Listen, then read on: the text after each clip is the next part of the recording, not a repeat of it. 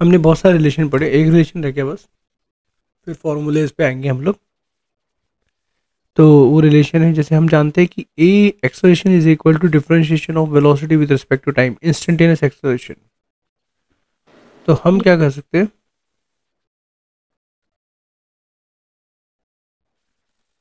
यहाँ पर देखो डी एक्स से डिवाइड मल्टीप्लाई कर दी, डी एक्स नहीं था तो d x by d T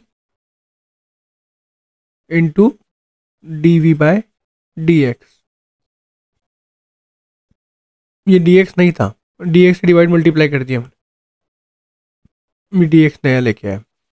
okay, तो एक्सेलरेशन का एक और रिलेशन मिल जाता है, d x by d t v होता है, v into d v by d x. तो ये रिलेशन कैसे मिला, ये जो रिलेशन था एक्सेलरेशन और टाइम का रिलेशन है,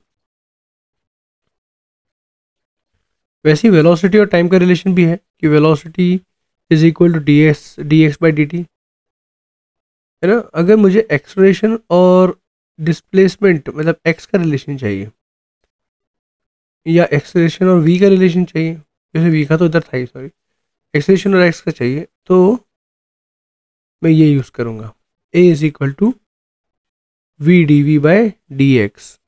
तो ये रिलेशन भी यूज़ कर सकते हैं हम लोग।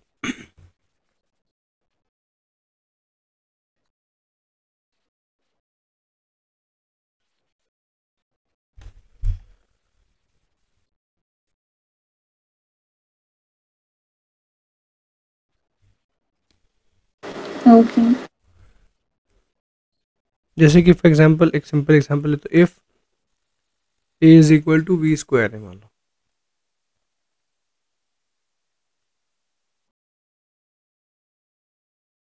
तो हमें फाइंड रिलेशन बिटवीन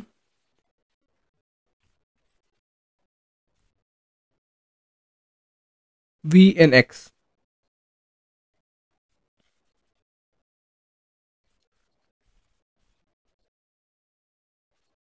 और हमें दे दिया at x equal to zero, v जो है ना वी टू है। Find relation between v and x where x at x equal to zero, v equal to. हमारे पास चार ही फॉर्मूले, देखा है तो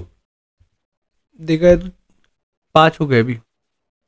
एक है v d x by d t, एक जिससे एक्स वी डी टी का इंटीग्रेशन, ये तो डी एक्स का इंटीग्रेशन वी डी टी,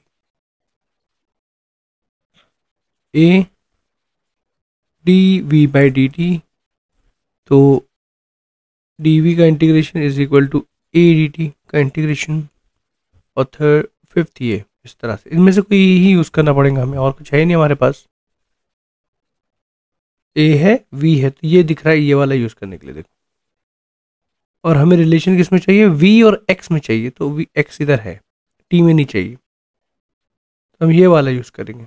अगर ये टी में चाहता तो हम लोग उसको डिफ्रेंशिएट, हम d v by d t वाला ये यूज़ करते कोई, तो हम बोलेंगे, हमें पता है कि a is equal to v d v by d x. अब ए की जगह आ गया वी स्क्वायर, इस ए की जगह इधर से v d v by d x, तो ये क्या हो जाएगा, v square by v d v by d x. तो यहाँ डी वी वालों, डी वी जो है और वी वालों को एक तरफ कर दो, तो डी वी अपॉन वी, और डी एक्स को एक तरफ कर दो, एक्स वाले जितने भी उनको एक तरफ कर दो, और वेलोसिटी वी वाले जितने भी उनको एक तरफ कर दो, तो ये इधर गया, ये इधर आ गया। अब इनका इंटीग्रेशन करेंगे हम लोग। अब देखो इंटीग्रेशन कैसे बोला है हमें, x इक्वल टू जीरो से इनिशियल पॉइंट है। देखो सुनो, ये डी एक्स है ना, तो यहाँ पर x की का वैल्यू कहाँ से कहाँ जा रही है, और डी वी है ना, तो v की वैल्यू कहाँ से कहाँ जा रही है, तो डी एक्स में x की value x equal to zero से मान लो x पे जा रही है। वेलोसिटी जब x जीरो था तो वेलोसिटी क्या थी, टू, तो टू से v पे जा रही है मान लो, ऐसे लिखेंगे लिमिट, समझ में आ रहा है। यस। फिर डी एक्स का इंटीग्रेशन तो एक्स ही होगा, upper limit lower limit is equal to d v by v, d x by x का इंटीग्रेशन क्या होता है, d x by x is l n x, यहाँ पर क्या आ जाएगा एल एन Yes. वी, और upper limit minus lower limit, upper limit lower limit, अब हम अपर लिमिट पुट कर देंगे, लोअर लिमिट पुट कर देंगे। एक काम करो, इसका स्क्रीनशॉट ले लो। Okay.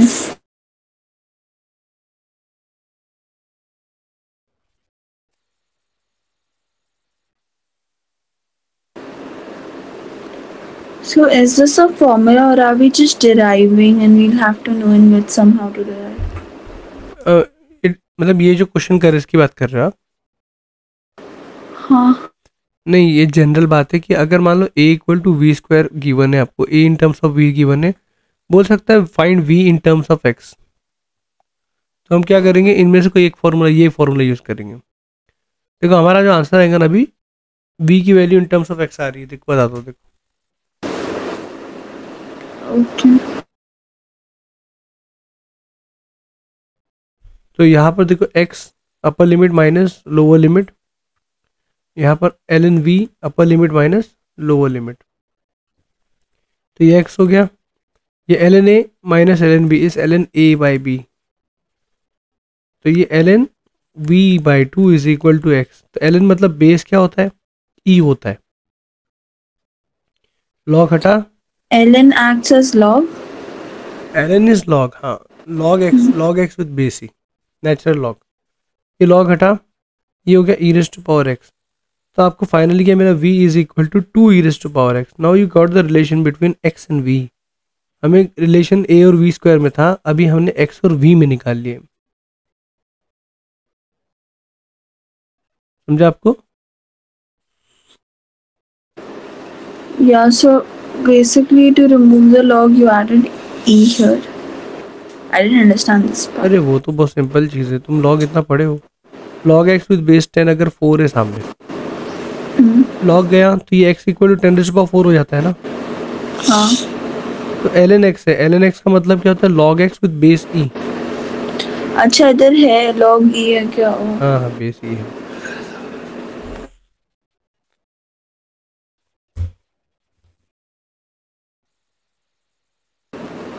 तो we got the relation between v and x। Yeah.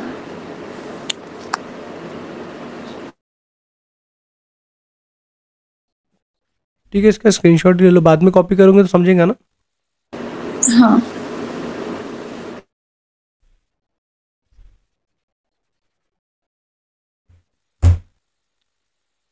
हाँ, ये क्वेश्चन हमें छोड़ देना, इसको करते हैं। Okay.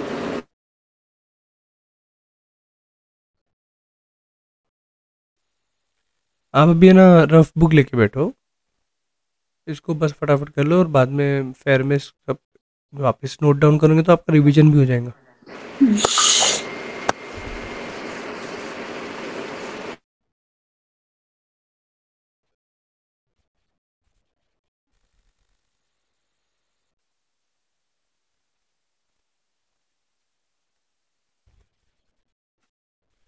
A particle located at x equal to 0 at time t equal to 0 start किया पॉजिटिव एक्स डायरेक्शन में मूव करना with a velocity v such that velocity का relation with respect to x is v is equal to alpha root x, the displacement of the particle varies with time as. तो हमें जो final देखो जो हमें निकालना है ना, हमें डिस्प्लेसमेंट का रिलेशन टाइम से निकालना है, जो कि यहाँ पर x है।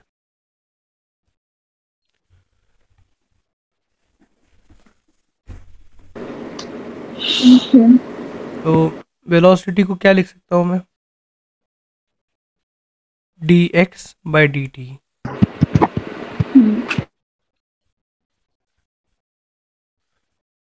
फिर dx upon root x is equal to alpha d T.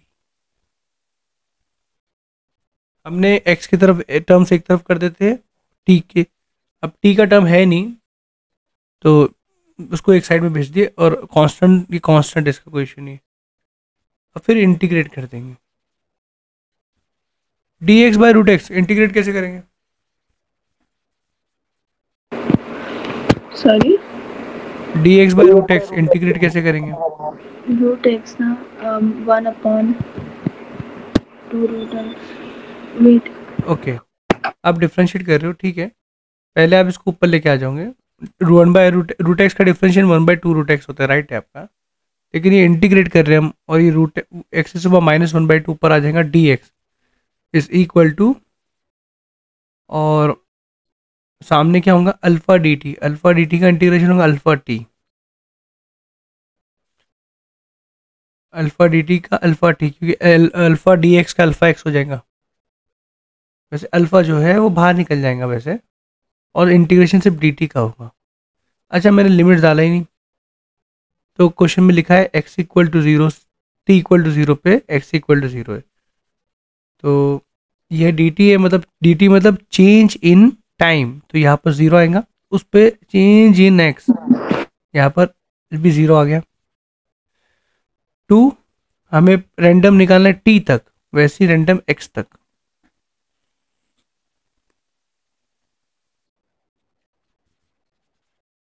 Random अब जनरल निकालना है हमें in terms of x and t. तो जीरो से स्टार्ट हुआ, मान लो एक्स तक पहुंचा, t x equal to zero start हो गया। वो टी, वो एक्स इक्वल टू जीरो पे कब था, जब टी इक्वल टू जीरो पे था। तो जब डिस्प्लेसमेंट एक्स पहुंची है, तो मान लो टी इक्वल टू टी पे वो डिस्प्लेसमेंट एक्स पहुंची। Okay. तो एक्स टू पावर एन का इंटीग्रेशन क्या होता है?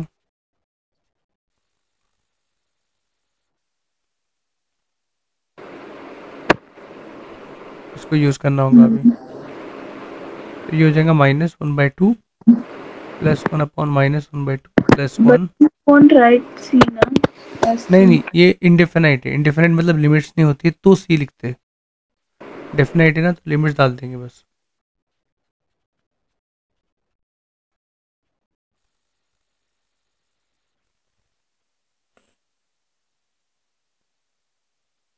मैंने आपको अभी ना पूरा रिवीजन करके ना, बेसिक मैथमेटिकल टूल्स रिवाइज करके ना, उसको फटाफट उसके पूरे असाइनमेंट सॉल्व करो, उससे ये सब क्लियर हो जाएंगे वापस।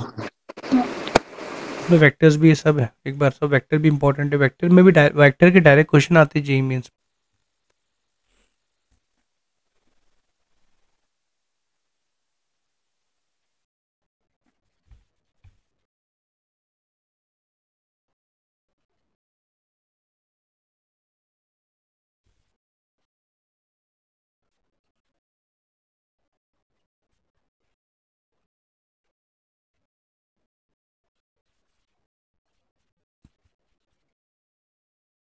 अपर लिमिट लोअर लिमिट डाल देंगे अब इधर भी।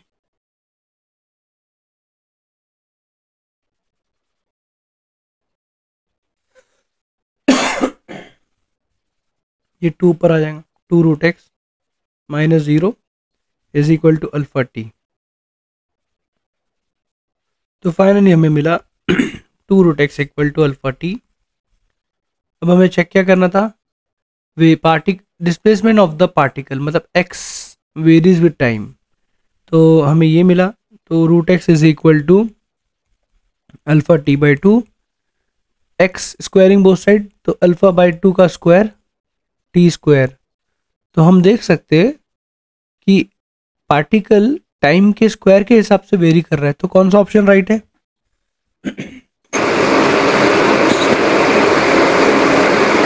Didn't get you.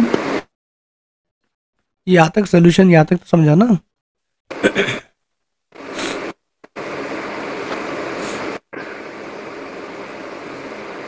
1 second.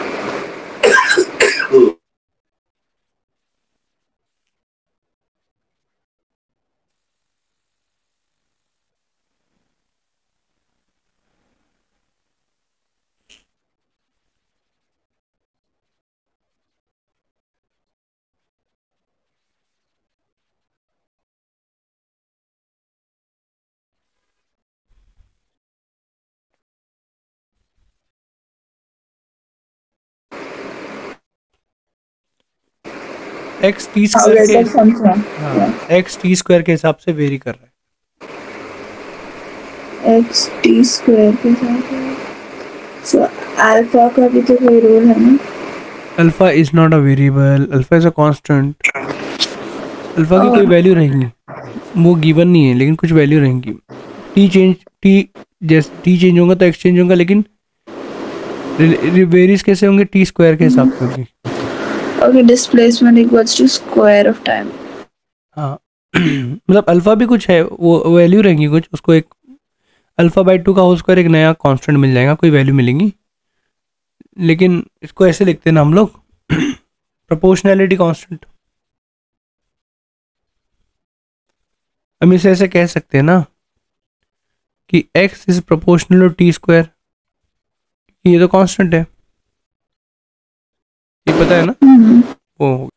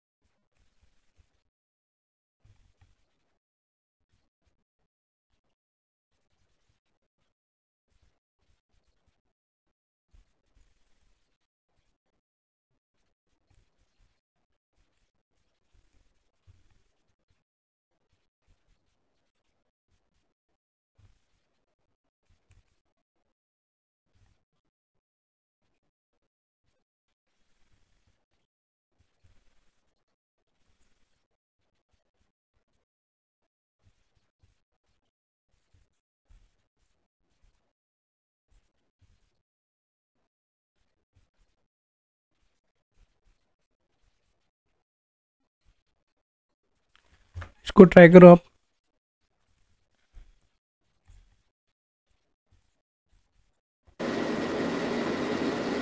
Hmm.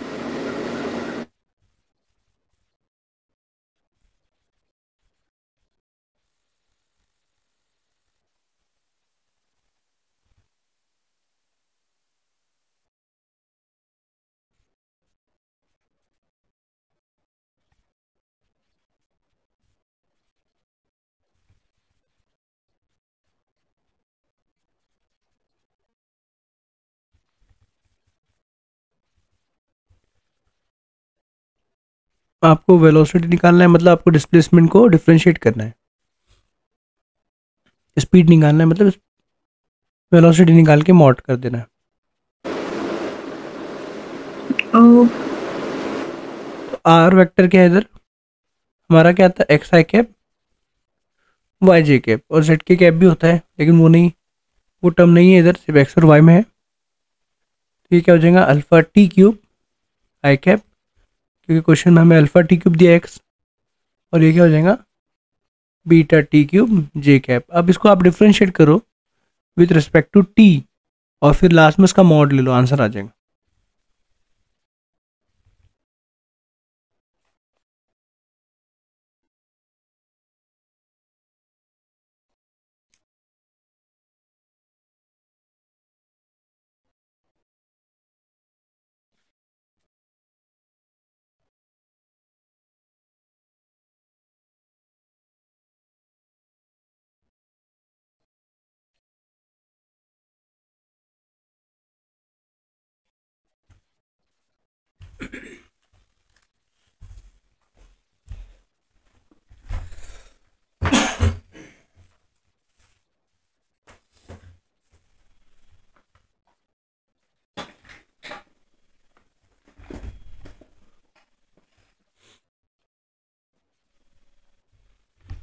आया आंसर।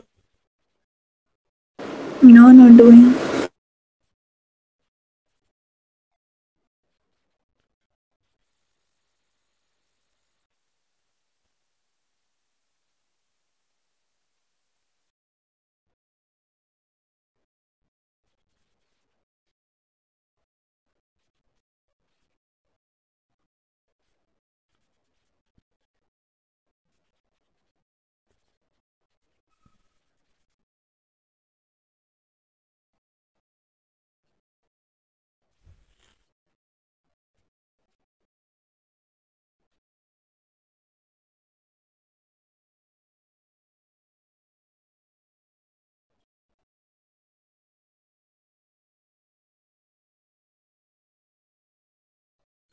मैंने डिफ्रेंशिएट कर दिया डायरेक्ट, तो टी क्यूब का 3t स्क्वायर हो जाएगा, टी क्यूब का ये भी 3t स्क्वायर हो जाएगा।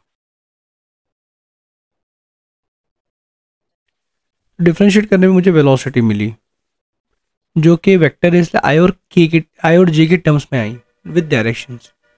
मुझे चाहिए स्पीड। स्पीड क्या होता है? Magnitude of we.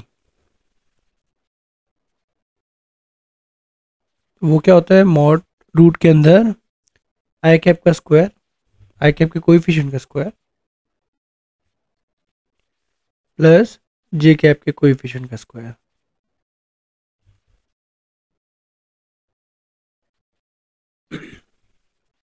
When we are differentiating, we want to differentiate alpha and beta.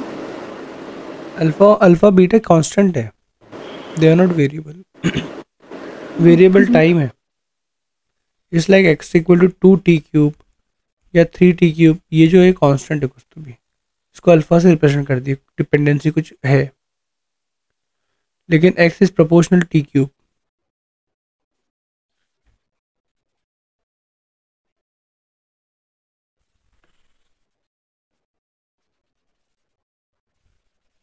तो यहाँ से 3 स्क्वायर बाहर निकल के रूट के बाहर 3 हो जाएगा, ये टी स्क्वायर का square t raise to power 4 हो जाएगा 9, और टी रेज़ टू पावर 4 बाहर निकल जाएंगे, और यहाँ बचेंगे alpha square plus beta square. तो 9 का रूट टी 3 हो गया और टी रेज़ टू पावर 4 का टी स्क्वायर हो गया, और रूट हो गया इनका, और यहाँ पर root over alpha square plus beta square रह जाएगा। तो ये हो गया बी ऑप्शन।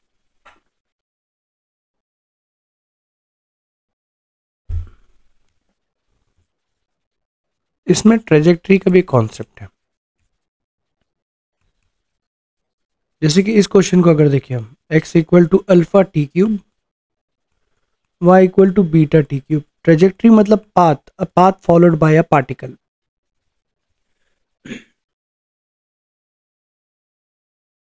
तो देखो इसमें क्या करेंगे हम, हमारा जो ग्राफ बनेगा x और y z में बनेगा। यहाँ पर तो z नहीं है इसलिए x और y में ही बनेगा। Yes. तो देखो जनरली हम लोग अब तक x और t और v और t और a और t में बना रहे थे, लेकिन x और y में कैसे बनेगा? देखो अलग अलग टाइम पे अलग अलग x मिलते रहेंगे आपको, अलग अलग टाइम पे अलग अलग x मिलते रहेंगे, अलग अलग y मिलते रहेंगे। तो मैं क्या करता हूँ, इन दोनों इक्वेशन में से जो थर्ड वेरिएबल है, मुझे x और y में रिलेशन चाहिए ना, मैं t को एलिमिनेट कर देता हूँ। t को एलिमिनेट करना बहुत आसान है, क्योंकि मैं देख लग रहा हूँ कि दोनों में टी क्यूब है, तो एक से टी क्यूब लिया, ये इस इक्वेशन से टी क्यूब लेता हूँ, beta y by beta sorry, और दूसरे में पुट कर देता हूँ, तो x is equal to alpha y by beta.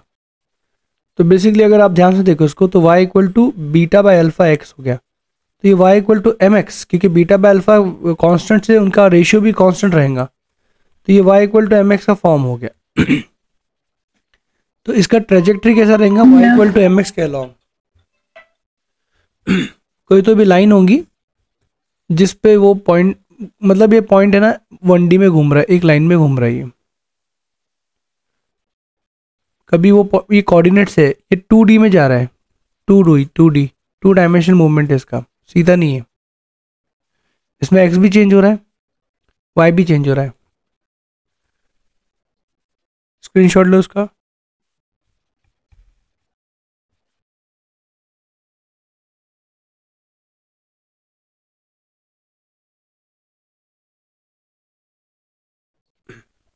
For example अगर ऐसा एग्जाम्पल लेते हैं, x इक्वल टू टी है और y equal to t square है, तो आप क्या करेंगे, डायरेक्ट t की वैल्यू उठा के इसमें रख देंगे, तो आपको ट्रेजेक्ट्री मिल जाएंगी y equal to x square. Yes. तो इसका ग्राफ ऐसे होता है, याद है हमने ऐसे देखा था, y equal to x square ऐसे होता है, तो पार्टिकल ऐसे घूम रहा है, Parabola. हाँ पैराबोला। तो ये उसका ट्रेजेक्ट्री हो गया, जिसमें है ना थर्ड वेरिएबल जो रहता है टी पैरामीटर जो बोलते हैं वो नहीं होता है।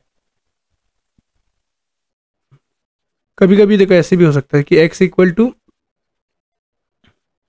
ए साइन ओमेगा टी दे दिया है और y equal to a cos omega t दे दिया है। आपको एलिमिनेट कैसे करना है, इधर ये जो ओमेगा टी है, इधर पैरामीटर टी है इसको एलिमिनेट करना है आपको। ओमेगा तो कांस्टेंट रहेगा, ए भी कांस्टेंट रहेगा, लेकिन ये टी एलिमिनेट करना है। तो साइन कॉस अगर दिख गए तो आप क्या करोगे, स्क्वायर नेट, तो एलिमिनेट हो जाएंगे, क्योंकि आपको पता है इधर से मिला आपको साइन ओमेगा टी आपको मिल गया एक्स बाय ए, और यहाँ से क्या मिला cos omega t equal to y by, आप क्या करोगे स्क्वायर नेट कर दोगे। ऊपर का स्क्रीनशॉट ले लो। हाँ डन।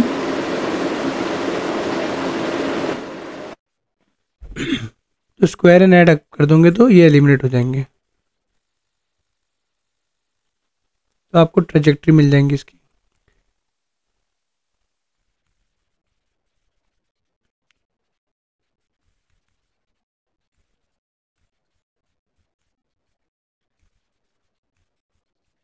ये वन हो गया एलिमिनेट हो गया, और ये ए स्क्वायर इसके सामने आके ए स्क्वायर हो गया, तो x square plus y square is equal to a square, ये इसकी ट्रेजेक्ट्री है। इससे हम बता सकते हैं कि एक्स अगर वन रहेगा तो वाई क्या रहेगा, एक्स को वन पुट कर दो, ये भी अगर वैल्यू है तो वाई भी मिल जाएगा या अगर वाई पता है तो एक्स मिल जाएगा। Oh.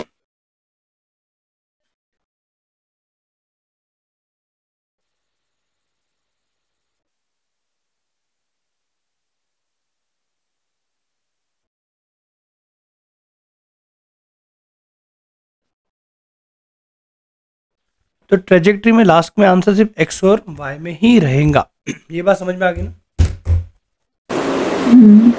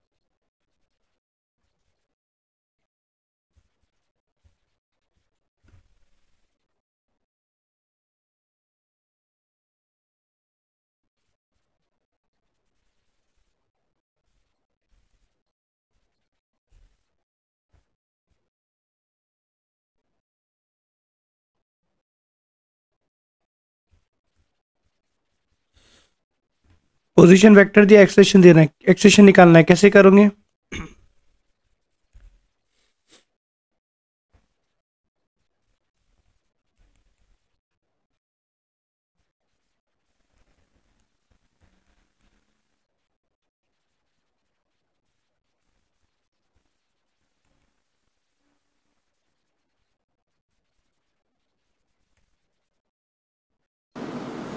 Um, double correct differentiation. Correct correct करो।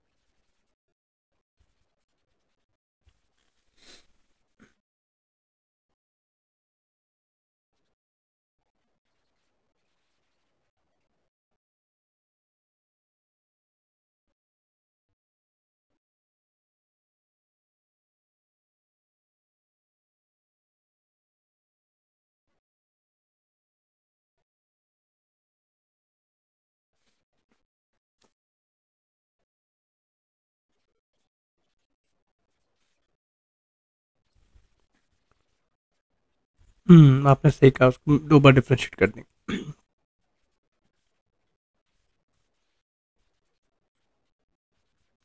I didn't hear you. आपने सही कहा, 2 बार डिफरेंशिएट कर देंगे, राइट है। पहले वेलोसिटी आएगा, 2 नीचे उतरा, 2 इंटू 15 30t, 4 का 0, 2 नीचे उतरा, -40t। इसको और डिफरेंशिएट कर देंगे एक्सेलरेशन को, which is the differentiation of velocity with respect to time. 30t का 30 Why आए, minus? अच्छा. ये माइनस था ना, -40। अच्छा, एक्सेलरेशन इज कांस्टेंट, तो टाइम टी पुट करने के लिए कुछ था ही नहीं। टाइम टी कुछ भी हो, 1 हो, 2 हो, 3 हो, एक्सेलरेशन कांस्टेंट है, ये आंसर है। अच्छा, आंसर लेकिन क्या पूछा है, मैग्नीट्यूड पूछा है। तो अगर एक्सटेंशन पूछता तो ये आंसर होता है, मैग्नीट्यूड पूछा है तो Modulus. हाँ, √ऑफ 30² प्लस जे के बाजू -40², -40 स्क्वायर से हट जाएगा, लेकिन वो एक्चुअल में -40 है ना। तो 900 प्लस 1600 2500 का √50 आंसर। नेक्स्ट ट्राई, इसका स्क्रीनशॉट लो।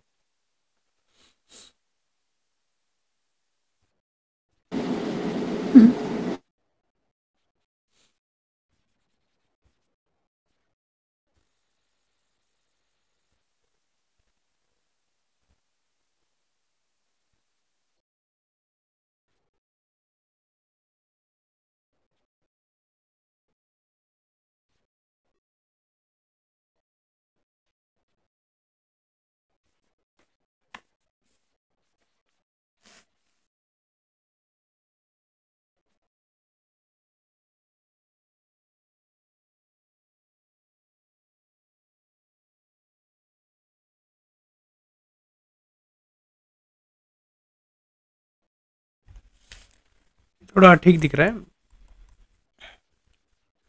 वेलोसिटी हमें क्या दिया है, y i cap plus x j cap, इतनी इंफॉर्मेशन है, बाकी सब तो लिखा है time pass. And we have to. तो basically Path means distance, right? Displacement. No? Path means trajectory, क्या उसका, व्हाट इज द ट्रेजेक्ट्री, कैसे मूव कर रहा है वो, relation between x and y. Okay. तो अगर आप इसको देखो तो के वाई आई कैप के एक्स जे कैप, ओके, ऐसा हो जाएगा। तो मुझे लगता है कि इसे हमने इसको, ये क्या हो जाएगा, आई कैप के बाजू है तो d x by d t हो जाएगा, राइट। और ये d y by d t हो जाएगा।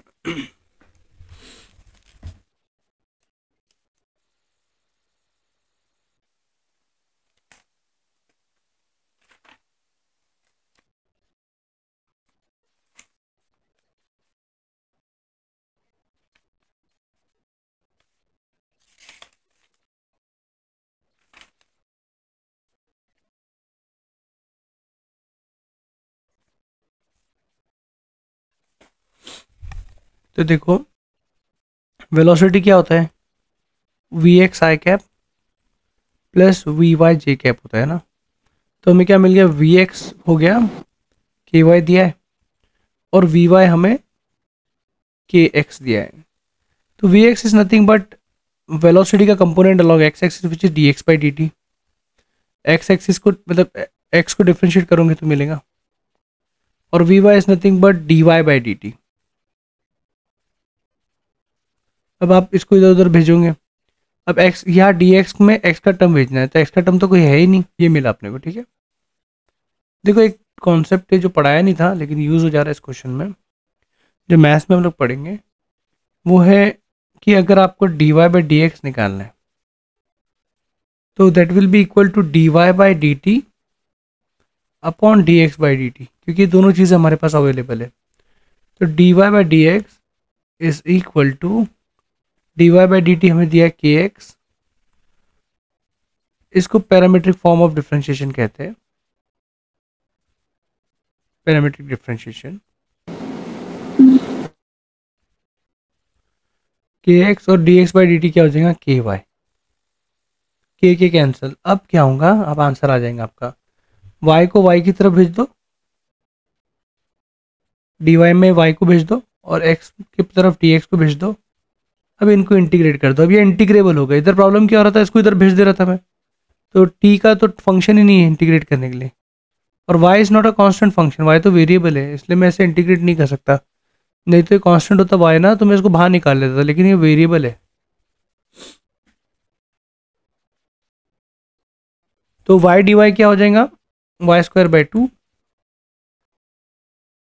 मान लेते हम लोग कुछ दिया तो नहीं है, ठीक है चलो, वाई स्क्वायर बाई टू, और ये क्या हो जाएगा, x square by two plus c. तो फाइनल आंसर क्या हुआ, y square is equal to x square plus two c. Two c is a constant, तो हमें क्या मिल गया, y square equal to x square plus some constant. Option के हिसाब से लिख दिया मैंने। अच्छा सवाल था ये तो।